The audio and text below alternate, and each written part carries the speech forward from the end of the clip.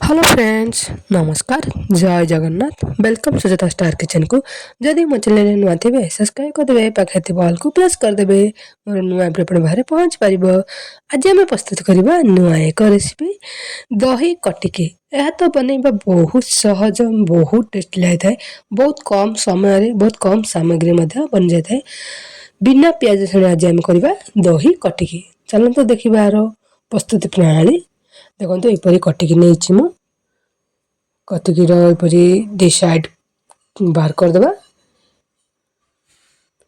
आपको यपरी छिलकार एपरी तीनोटी चांचवा यपरी देखो are design गोटे अलग आसपारे यपरी मझीरू यपरी काटिबा।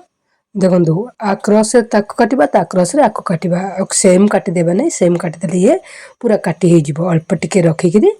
देखो मु देखौची अल्प टिके देखो एक कनी गोटे काटिकी रखौची आ गोटे सेकंड गोटे अछि दी कनी दी साइड रे अलग अलग साइड रे काटिबा यपरी बोले मसला मध्य आइंद पसी परिबो। मु आ गोटे सेपरी काटिकी देखौची एपरी कले मसला हमर लूण मरच मसला हमर एथरे पसी परिबो सेते एपरी करदेबा। एपरी कले हमर जल्दी मध्य मसला पसी जिवो एवं शीघ्र मध्य सिझि जिवो मध्य। देखंत एपरी करिबा एपरी सब जगह हम करिबा। देखंत एपरी सब जगह मु करि सारची। देखंत हमर सब जगह हेई सारची। चलंतु करेई बसेबा करेई रे हमें तेल 2 चमच देबा। आपण चाहेले आकु फ्राई मध्य करि परिबे डीप फ्राई मध्य करि परिबे। देखंतु मैं एपरी करूची मैं एपरी 3-4 चमच तेल देइकिरी आकु एपरी करूची। आमे जो कटिकी रखिले कटिकी को एपरी पकाई देबा आकु टिकल भाजी देइकिरी सेते हमें लूण पकेइबा अल्प टिके भाजी देबा। भाजी सरला परे लूण पकेइबा स्वाद अनुसार लूण पकेइबा आ सेते हल्दी पाउडर टी पकाई देबा तार कलर मध्य पळे आसीबा थिरे आकु भले से मिक्स कर देबा। मिक्स करी आकु घोड़े की टिके छाड़ी देबा। आकु मझरे मझरे एपरी मिक्स कर देबे हमर जल्दी मध्य फ्राई हो जिवो एपरी कले। देखंतु एपरी करचे देखंतु आकु मु घोड़े छाड़ देथिली आ थरे पुनी थरे करी मिक्स करबा। ये हमर टिकल पर भाजी हो गला परे आकु एपरी करबा। ये देखंतु हमरे आकु भाजीबा को छाड़ देबा। अब चलंतु हमें मसला रेडी करबा। जदि आपण बाहर काजू अछि काजू पकाई परिबे नै जदि मगज मंजीरा आपण माने मध्य करि परिबे। देखंतु मु मगज मंजी एपरी करूची पकारे मगज मंजी मैं एपरी बतरे देछि आगुरो सेतरे अदा पकेइबा आ जो मगज मंजी बतरे रखथिले मगज मंजी को थरे पकाई देबा भले से धोई किनी मगज मंजी पकेइबा। सेतरे हमें लंका 3-4 टी पकेइबा राग अनुसार आपण माने जति राग खाउथिबे ता अनुसार लंका पकेइबे। देखंतु मु मगज मंजी एथरे पकाई सारछि सब जगह एपर 3-4 टी लंका पकेइबा सेतरे हमें दही पकाई देबा।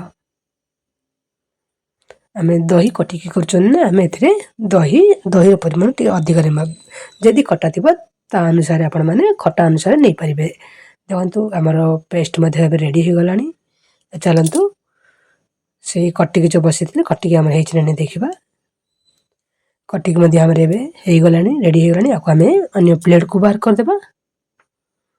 देखंतु एपरी बाहर कर दोछि प्लेट को सेई करेई रे हमर तेल मध्य अछि हम जो कटिकी भाजिथिले तार तेल मध्य अछि सेई करेई रे हमें जीरा पकेइबा। देखंतु हम सब जगह बाहर कर देलेनी सेई करेई रे हमें जीरा पकेइ देबा सुखिला लंका 2 टी पकेइ देबा।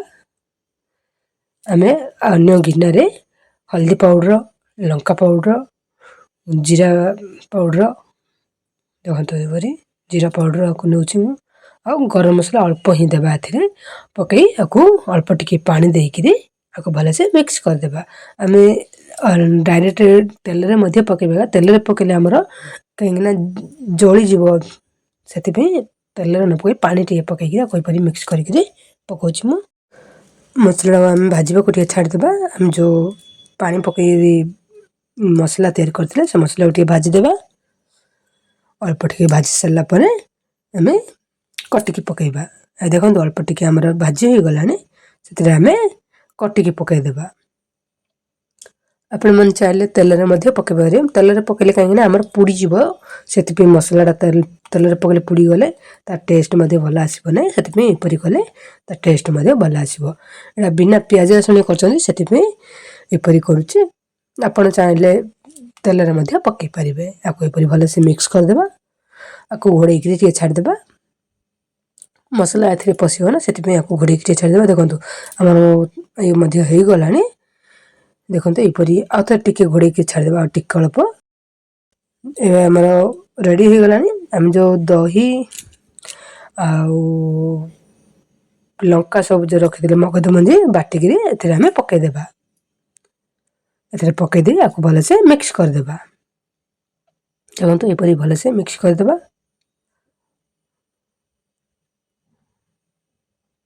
ଆକୁ ଭଲସେ ମିକ୍ସ, ସେଥିରେ ଆମେ ଅଳ୍ପ ଟିକେ ପାଣି ପକାଇକିରି ସେ ଯେଉଁ ମସଲା ଗ୍ରାଇଣ୍ଡରରେ ପାଣି ପକାଇ ଆକୁ ଆଉ ଥରେ ମିକ୍ସ କରିବା ଭଲସେ। ସେ ପାଣି ପକାଇ ଦେଇକିରି ସେ ପାଣିକୁ ସବୁ ଭଲସେ ମିକ୍ସ କରିଦେବା। ଆକୁ ଫୁଟିବାକୁ ଛାଡ଼ିଦେବା। ଦେଖନ୍ତୁ ଇଏ ଆମର ଏବେ ଫୁଟିଗଲାଣି। ଆକୁ ଭଲସେ ମିକ୍ସ କରିଦେବା। ସେଥିରେ ଆମେ ଗରମ ପାଣି ଦେବା। ଗରମ ପାଣି ଯେତିକି ଆପଣମାନଙ୍କ ଜୁସ୍ ଖାଇବାକୁ ଇଚ୍ଛା ତା ଅନୁସାରେ ଗରମ ପାଣି ଦେଇପାରିବେ। ଦେଖନ୍ତୁ ମୁଁ ଏହିପରି ଗରମ ପାଣି ଏତିକି ଦେଇଛି, 1.5 ଗିନା ଦେଇଛି। 1.5 ଗିନା ଦେଇଛି। ଆପଣମାନେ ଚାହିଁଲେ ଯଦି ବେଶୀ ଜୁସ୍ ତ ଏଥିରେ ବହୁତ ଭଲ ଲାଗିବ, ଖାଲି କଟିକି ଅଛି ନା, ସେଥିପାଇଁ ଅଳ୍ପ ହିଁ ପାଣି ଦେଇ ଆକୁ ଭଲସେ ମିକ୍ସ କରିବା। ଆକୁ ଫୁଟିବାକୁ ଟିକେ ଛାଡ଼ିଦେବା। ସେଥିରେ ଆମେ ଗରମ ମସଲା ଅଳ୍ପ ପକାଇଥିଲେ, ଆଉ ଟିକେ ଅଳ୍ପ ଗରମ ମସଲା ପକାଇଦେବା। କସ୍ତୁରୀ ମେଥି ସେଥିରେ ପକାଇଦେବା ଅଳ୍ପ ଟିକେ। ଆକୁ ମିକ୍ସ କରିଦେବା। ମିକ୍ସ କରି ଆକୁ ଘୋଡ଼େଇକି ଛାଡ଼ିଦେବା। ଏଥିରେ ସ୍ୱାଦ ଅନୁସାରେ ଲୁଣ ପକାଇବେ। ମୁଁ ଲୁଣ ପକାଇବାର ଭିଡ଼ିଓ ମୋର କଟିଯାଇଛି, ଆଉ ଅଳ୍ପ ହିଁ ପକାଇବା ମସଲାରେ। ଘୋଡ଼େଇକି ଛାଡ଼ିଦେବା। ଆମର ଫୁଟିଗଲା ପରେ ଆମର ଆଉ ଟିକେ ମୋଟା ଅଂଶ ପଳେଇ ଆସିବ। ଆକୁ ରଖିଦେଲେ ଆହୁରି ମୋଟା ଆସିବ, କାହିଁକିନା ଆମେ ଏଥିରେ ମଗଜ ମଞ୍ଜି ପକାଇଛନ୍ତି ନା, ସେଥିପାଇଁ ମୋଟା ଆସିବ ଆହୁରି। ଆକୁ ଦେଖନ୍ତୁ ଇଏ ଆମର ମଧ୍ୟ ଫୁଟିଗଲାଣି। ଏବେ ଚାଲନ୍ତୁ ଆମେ ପ୍ଲେଟ୍କୁ ବାହାର କରିବା। ଆମର ରେଡ଼ି ହେଇଗଲା। ଗ୍ୟାସ୍ ମଧ୍ୟ ବନ୍ଦ କରିଦେବା। ପ୍ଲେଟ୍କୁ ବାହାର କରିବା। ଦେଖନ୍ତୁ ଏହିପରି ଆମର ହେଇଛି। ଇଏ ଆମର ଅଲରେଡ଼ି ଏବେ ଏତିକି ମୋଟା ଅଛି। ଯଦି ଆହୁରି ରଖିଦେବା ଆହୁରି ମୋଟା ହେଇଯିବ, ପୁରା ଝୁକିଝୁକିଆ ମଧ୍ୟ ହେଇଯିବ, ପୁରା ଦେହକୁ ଦେହ ଲାଗିଯିବ। ଦେଖନ୍ତୁ ଏହିପରି ହେଇଛି ଆମର କଟିକି ଦହି କଟିକି ମସଲା ଆମର ଏବେ ରେଡ଼ି ହେଇଗଲା। ଦେଖନ୍ତୁ ଏହିପରି ହେଇଛି ଆମର। କେମିତି ଲାଗିଲା କମେଣ୍ଟରେ ଜଣାଇବେ। ଯଦି ଭଲ ଲାଗିଲା ଲାଇକ୍ କରିଦେବେ, ସାଙ୍ଗମାନଙ୍କ ସହ ସେୟାର କରିବେ। ଆପଣମାନେ କେଉଁଠୁ ଦେଖୁଛନ୍ତି ଆପଣମାନେ ମଧ୍ୟ କମେଣ୍ଟରେ ଜଣାନ୍ତୁ। ଯଦି ନୂଆ ଥିବେ ସବସ୍କ୍ରାଇବ୍ ମଧ୍ୟ କରିଦେବେ। ପାଖରେ ଥିବା ଅଲ୍କୁ ପ୍ରେସ୍ କରିଦେଲେ ମୋର ନୂଆ ଭିଡ଼ିଓ ଆପଣ ପାଖରେ ପହଞ୍ଚିଯିବ। ମୁଁ ନେଇ ଆସୁଛି ଘରେ ଥିବା ସାମଗ୍ରୀରେ ହେଲ୍ଦି ଟେଷ୍ଟି ଭେଜିଟେରିଆନ୍ ରେସିପି। ପୁଣି ଥରେ ନେଇ ଆସିବି ନୂଆ ଏକ ରେସିପି। ଆମର ରେଡ଼ି ହେଇଗଲା ଦହି କଟିକି। ଦେଖନ୍ତୁ ଏହିପରି ହେଇଛି ଆମର। ବହୁତ ଟେଷ୍ଟି ଲାଗୁଥିଲା, ବହୁତ ୟମି ଲାଗୁଥିଲା।